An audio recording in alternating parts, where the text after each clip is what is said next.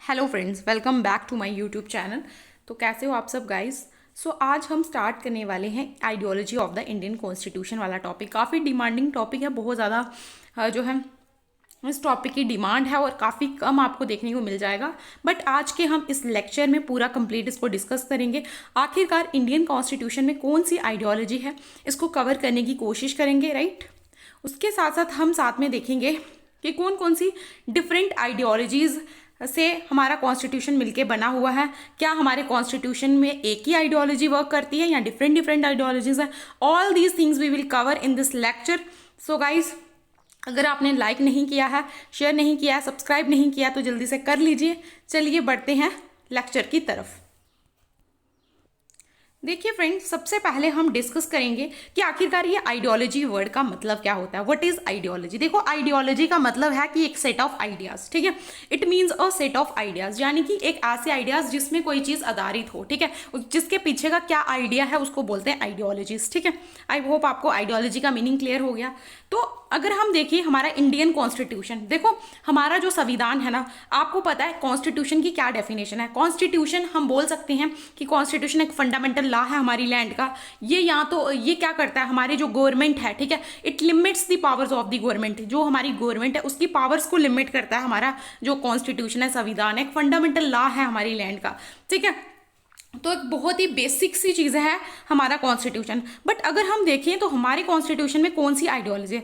अगर आप देखोगे कि हमारा कॉन्स्टिट्यूशन जब फ्रेम हुआ था 1940s में, उस समय बहुत से पॉलिटिकल आइडियोलॉजी जो थी वो अक्रॉस द वर्ल्ड या अक्रॉस द सोसाइटीज़ वर्क कर रही थी, ठीक है। उस टाइम पे बहुत सी, अगर आप देखोगे हमारा कॉन्स्टिट्यूशन कब जो है फ्रेम होना स्टार्ट हुआ था, 1940s के लेट, ठीक है। कैबिनेट मिशन प्लान के तहत हमारा कॉन्स्टिट्यूशन बनना स्टार्ट हुआ था। और उस समय वर्ल्ड में काफ़ी आइडियोलॉजीज अगर आप देखोगे तो काफ़ी आइडियोलॉजीज हमें उस समय देखने को मिली थी, ठीक है।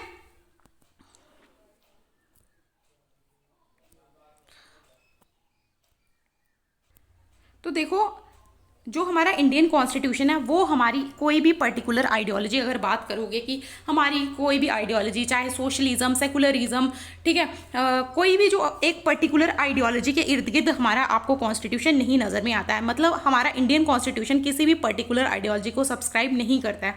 हमारे कॉन्स्टिट्यूशन में अगर आप देखोगे तो वहाँ पे उस टाइम पे दो डोमिनेंट आइडियोलॉजिकल फ्रंट्स उस समय चल रहे थे जब हमारा कॉन्स्टिट्यूशन बना।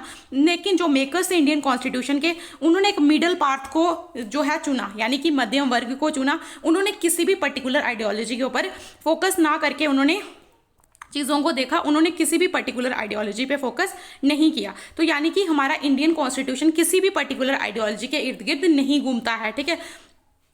ये आपको चीज़ समझ में आ गई, ठीक है। कि अगर आपको कोई पूछेगा आज के बाद कि हमारा इंडियन कॉन्स्टिट्यूशन एक पर्टिकुलर आइडियोलॉजी पे आधारित है, तो ये बिल्कुल भी नहीं है। हमारे कॉन्स्टिट्यूशन में कोई एक आइडियोलॉजी बिल्कुल काम नहीं करती है। हमारे कॉन्स्टिट्यूशन में वेरियस आइडियोलॉजीज हैं। और जो हमारे मेकर्स थे इंडियन कॉन्स्टिट्यूशन के, उन्होंने मध्यम वर्ग को फॉलो किया, यानी कि उन्होंने किसी और आइडियोलॉजी को, दो डोमिनेंट आइडियोलॉजी फ्रेंड्स को नहीं देखा। उन्होंने एक मध्यम वर्ग देखा कि जिसके थ्रू वो सारी चीज़ों को कवर अप कर पाएँ। यानी कि अगर वो एक पक्ष में बात नहीं करना चाहते थे। देखो, अगर हम लिबरलिज्म की बात करें और अगर हम बात करें सोशलिज्म की, ठीक है, तो लिबरलिज्म बात करता है कि हमें इंडिविजुअल को बिल्कुल फ्री रखना है, इंडिविजुअल के राइट्स की बात करता है वो। अगर हम बात करें सोशलिज्म की, सोशलिज्म किसकी बात करता है। सोशलिज्म कहता है कि हमें जो है स्टेट का कंट्रोल होना चाहिए, स्टेट जो है इंडिविजुअल्स को कंट्रोल करेगी। देखो, ये दोनों ही डिफरेंट आइडियोलॉजीज हैं। तो जो हमारे मेकर्स थे उन्होंने किसी भी एक आइडियोलॉजी को सपोर्ट नहीं किया, ठीक है। आई होप आपको क्लियर हो रहा है। तो अगर हम देखें ideology of the Indian constitution में सीधा सा एक फ्लो चार्ट के थ्रू कवर करें तो देखो यहाँ पे आता है, ये लिबरलिज्म है, ये सोशलिज्म है। लिबरलिज्म किसकी बात करता है। लिबरलिज्म बात करता है इंडिविजुअलिज्म की, यानी कि इंडिविजुअल के राइट्स की बात करता है। लिबरलिज्म, ठीक है, ये इंडिविजुअल के राइट्स की बात करता है। हमेशा जब भी आप लिबरलिज्म सुनोगे तो आपके माइंड में आना चाहिए लिबरल का मतलब क्या होता है, फ्री, ठीक है। फ्री यानी कि इंडिविजुअल के राइट्स की बात करता है। लिबरलिज्म आइडियोलॉजी इंडिविजुअल के राइट्स की बात करती है, उसके इक्वालिटी की, कि उसको पॉलिटिकल इक्वालिटी होनी चाहिए, यानी कि इंडिविजुअल के इर्द गिर्द घूमती है जो हमारी लिबरलिज्म आइडियोलॉजीज है, ठीक है। उसके साथ साथ अगर हम अपनी कॉन्स्टिट्यूशन में देखें तो लिबरलिज्म यानी कि फ्री आइडियोलॉजी, उसके बाद कैपिटलिज्म हमारे कॉन्स्टिट्यूशन में आपको देखने को मिल जाएगा, यानी कि हमारे कॉन्स्टिट्यूशन में प्राइवेट के बारे में बात की है, ठीक है। सब कुछ सरकार कंट्रोल नहीं करती है, यहाँ पे गवर्नमेंट का कंट्रोल सारा कुछ नहीं है, ठीक है। तो हम एक मिक्स्ड तरीके की इकॉनमी, आपने सुना होगा इंडिया की जो इकॉनमी है वो एक तरीके की मिक्स्ड इकॉनमी है, ठीक है। उसके बाद हम डेमोक्रेसी, ठीक है, इसको भी फॉलो करते हैं, यानी कि जो हमारा ये डेमोक्रेसी लोकतंत्र है ये भी इंडियन कॉन्स्टिट्यूशन में आपको देखने को मिल जाएगा। अगर हम बात करें दूसरी तरफ सोशलिज्म की, तो सोशलिज्म में देखो हमारे कॉन्स्टिट्यूशन में आपको सोशलिज्म भी देखेगा, यानी कि गवर्नमेंट का तो कंट्रोल है, ठीक है। तो यहाँ पे गवर्नमेंट तो कंट्रोल करती है, ये आपको बात में क्लियर हुई, ठीक है। तो सोशलिज्म तो है, ठीक है, यानी कि पूरी चीज़ें प्राइवेट हैंड्स के हाथों नहीं है, यानी कि गवर्नमेंट भी कुछ चीज़ों को कंट्रोल करती है, गवर्नमेंट का मैक्सिमम कंट्रोल होता है। आपको भी पता है सोशलिज्म के क्या फीचर्स हो सकते हैं। फिर उसके बाद कम्युनिज्म, ठीक है, कम्युनिज्म भी बात करता है। कम्युनिज्म में बस ये होता है कि सारे लोग इकट्ठे रहेंगे, कोई बॉर्डर डिफाइन नहीं होगा, ठीक है। आपने देखा होगा कार्ल मार्क्स की जो आइडियोलॉजी है वो कम्युनिज्म पे, वो टोटलिटेरियन गवर्नमेंट की बात करता है, यानी कि सब इकट्ठे मिलकर रहेंगे, कोई बॉर्डर्स नहीं होंगे, ठीक है, कोई रिस्ट्रिक्शंस नहीं होंगी, सब लोग इक्वल होंगे, ये इक्वालिटी की बात करता है। तो हमारे कॉन्स्टिट्यूशन में इक्वालिटी के बारे में भी बोला गया है, ठीक है। और अगर आपने फंडामेंटल राइट देखा होगा आर्टिकल 14, वहां पे इक्वालिटी की बात हुई है, लेकिन उन्होंने पर्टिकुलरली बोला नहीं है कि हमने कम्युनिज्म वाली आइडियोलॉजी को फॉलो किया है, ठीक है। तो ये आपको समझ में आया। उसके बाद कलेक्टिव गवर्नमेंट कंट्रोल, तो हमारे कॉन्स्टिट्यूशन में कलेक्टिवली गवर्नमेंट का कंट्रोल भी चलता है, ठीक है। तो अगर हम देखें यहाँ दोनों से, अगर हम लिबरलिज्म से सोशलिज्म से देखें, तो अगर हम डायरेक्टली चीज़ों को देखेंगे तो हमारे कॉन्स्टिट्यूशन में, हम अपने कॉन्स्टिट्यूशन में डेमोक्रेटिक सोशलिज्म, यानी कि जो सरकार है वो डेमोक्रेसी है हमारे वर्ल्ड। तो और आपको पता है इंडिया जो है वर्ल्ड की लार्जेस्ट डेमोक्रेसी है पूरे वर्ल्ड की, ठीक है। तो हमारे जो इंडिया में डेमोक्रेटिक सोशलिज्म आपको देखने को मिल जाएगा, डेमोक्रेटिक सोशलिज्म। उसके बाद हमारा जो है गांधीयन सोशलिज्म भी आपको हमारे कॉन्स्टिट्यूशन में देखने को मिल जाएगा, और फेबियन सोशलिज्म भी आपको हमारे कॉन्स्टिट्यूशन में देखने को मिल जाएगा। तो इस फ्लो चार्ट से आपको चीज़ें समझ में आ पा रही हैं कि जो आइडियोलॉजी है वो किसी पर्टिकुलर चीज़ों में सब्सक्राइब नहीं है, उसमें हमारा लिबरलिज्म भी है, इंडिविजुअलिज्म, कैपिटलिज्म, डेमोक्रेसी, सोशलिज्म, ये सारे मिलकर जो चीज़ें हैं वही जो है हमारे कॉन्स्टिट्यूशन में है। मतलब हमारे कॉन्स्टिट्यूशन की कोई भी एक पर्टिकुलर आइडियोलॉजी नहीं है, ठीक है, क्लियर। अब यहाँ पे चीज़ें अच्छे से कवर करते हैं, ठीक है। अब देखो लिबरलिज्म क्या है। लिबरलिज्म एक वेलफेयर लिबरलिज्म की बात करता है। यहाँ पे देखो ये लिबरलिज्म क्या बोलता है, ये आपको मैंने पहले ही बताया कि जो भी इंडिविजुअल के राइट्स हैं उनको प्रोटेक्ट करने की बात करता है, जो भी इंडिविजुअल्स की लिबर्टी है उनको प्रोटेक्ट करने की बात करता है, और कहीं ना कहीं एक तरफ वेलफेयर को प्रमोट करने की बात करता है। और ये चीज़ें कहाँ पे हैं, अगर आप देखोगे पार्ट 3 जो है फंडामेंटल राइट्स का, वहाँ पे है। और अगर आपको इसके आर्टिकल पता है, फंडामेंटल राइट कौन से आर्टिकल से लेके कौन से आर्टिकल तक आते हैं और कहाँ से हमने लिए हैं, तो प्लीज़ कमेंट सेक्शन में ज़रूर बताइएगा, मुझे काफ़ी अच्छा लगेगा कि आपको पता है, ठीक है। तो चलिए बढ़ते हैं दूसरे पॉइंट की तरफ, ठीक है। तो लिबरलिज्म हमने कवर कर लिया और पार्ट 3 में हमें ये देखने को मिलता है। फिर आते हैं सोशलिज्म के आइडियाज़। अगर आप सोशलिज्म देखोगे तो आपने कभी डायरेक्टिव प्रिंसिपल्स को अच्छे से पढ़ा है। डायरेक्टिव प्रिंसिपल्स, प्रियम्बल देख लो अपना, ठीक है। सोशलिस्ट वर्ड ही आपको दिखेगा कि हमारा जो वर्ड सोशलिस्ट है वो 42nd कॉन्स्टिट्यूशनल अमेंडमेंट एक्ट 1976 में हमने क्या किया, अपने प्रियम्बल में अमेंडमेंट किया। और जब हमने प्रियम्बल में अमेंडमेंट किया तो हमने 3 वर्ड्स को ऐड किया, जिसको हम SIS के नाम से जानते हैं। SIS का क्या मतलब है, यानी कि हमने यहाँ पे वर्ड को ऐड किया सोशलिज्म, इंटीग्रिटी और सेकुलर, ठीक है। तो 3 वर्ड्स को हमने ऐड किया था तब हमारे प्रियम्बल में, ठीक है। तो उससे ही हमें क्लियर एक चीज़ हो पा रही है कि हमने सोशलिज्म को भी अपने कॉन्स्टिट्यूशन में डाला हुआ है, यानी कि हमारे कॉन्स्टिट्यूशन में सोशलिज्म की भी आइडियोलॉजी है। दूसरी तरफ अगर आप directive principles of state policy देखोगे, वहाँ पे भी डायरेक्टिव प्रिंसिपल्स आपकी सोशल एंड इकोनॉमिक डेमोक्रेसी की बात करते हैं, जबकि आपके जो फंडामेंटल राइट्स हैं वो आपके पॉलिटिकल डेमोक्रेसी की बात करते हैं। और ये आपके किसकी बात करते हैं, ये आपके इकोनॉमिक प्लस सोशल डेमोक्रेसी की बात करते हैं डायरेक्टिव प्रिंसिपल्स। और अगर आप देखोगे सोशलिज्म में directive principles of state policy आते हैं, ठीक है। तो वर्ड सोशलिस्ट को ऐड किया गया था, यहाँ पे भी मैंने लिखा 1976 में। जो आइडिया था सोशलिस्ट पैटर्न का हमारी सोसाइटी में, वो बहुत ही ज़्यादा शुरू से ही हमने रखा है। और अगर आप आर्टिकल 38, 39, 43 देखोगे डायरेक्टिव प्रिंसिपल का, उसमें आपको सोशलिज्म की आइडियोलॉजी देखने को मिल जाएगी। क्लियर। बढ़ते हैं नेक्स्ट की टॉपिक की तरफ।